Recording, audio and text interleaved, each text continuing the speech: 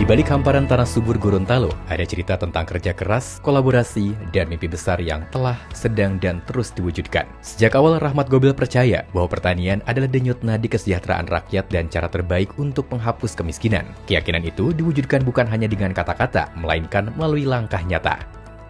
Ia prihatin dengan kondisi Gorontalo yang sejak menjadi provinsi hingga kini terus menjadi salah satu provinsi termiskin di Indonesia. Melalui visi 2051, Rahmat Gobel bertekad untuk menyejahterakan masyarakat Gorontalo dan memajukan Gorontalo. Pertanian, pangan, pariwisata, UMKM, dan koperasi menjadi ujung tombaknya. Dalam 5 tahun pertama, Rahmat Gobel melakukan uji coba pertanian. Ini untuk mengetahui tingkat kelayakan Gorontalo untuk menjadi daerah pertanian, mulai dari jagung, kemudian padi, singkong, dan kakao. Mulai dari persiapan lahan, pemilihan bibit yang tepat, pemupukan yang benar dan sesuai, penggunaan obat-obatan, lalu penanganan pasca panen. Hasilnya luar biasa. Hasil panen meningkat hingga 2 kali lipat, bahkan untuk singkong bisa 4 hingga 6 kali lipat. Ini artinya tanah Gorontalo sangat cocok untuk pertanian. Kini di 5 tahun kedua, Rahmat Gobel melangkah lebih konkret, membangun pertanian berbasis komunitas dan memanfaatkan kearifan lokal. Hal itu dimulai di Desa Tilihua, Kecamatan Limboto, Kabupaten Gorontalo. Desa Tilihua adalah desa yang sulit air sehingga mereka memilih komoditas kacang tanah sebagai mata pencaharian sehari-hari. Lalu mereka mengolahnya menjadi kacang rebus atau kacang sangrai. Lebih dari 50% penduduk Desa Tilihua berkategori miskin. Ini angka yang sangat ekstrim.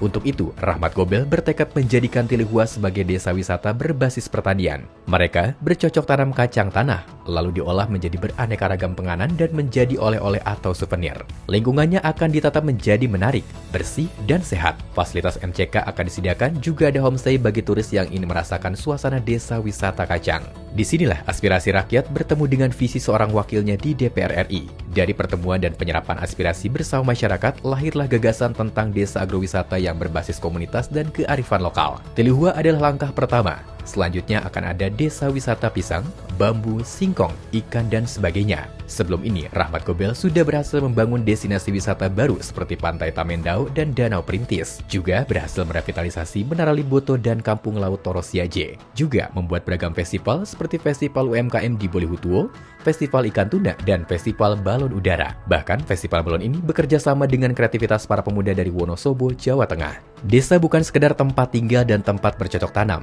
tapi juga akan menjadi destinasi pembelajaran, wisata, sekaligus contoh nyata bagaimana pertanian bisa menggerakkan ekonomi, menghidupkan budaya, dan pijakan untuk meredam masa depan. Semua ini bukanlah kebetulan, melainkan buah dari kerja bersama. Petani, masyarakat, pemerintah daerah, dan seorang wakil rakyat yang sungguh-sungguh mendengar dan bekerja untuk rakyat. Rahmat Gobel membuktikan bahwa politik bisa menghadirkan manfaat nyata, bahwa pertanian bisa menjadi pintu kemajuan, dan bahwa Gorontalo bisa berdiri sejajar dengan daerah lain lewat kerja keras dan keberanian bermimpi.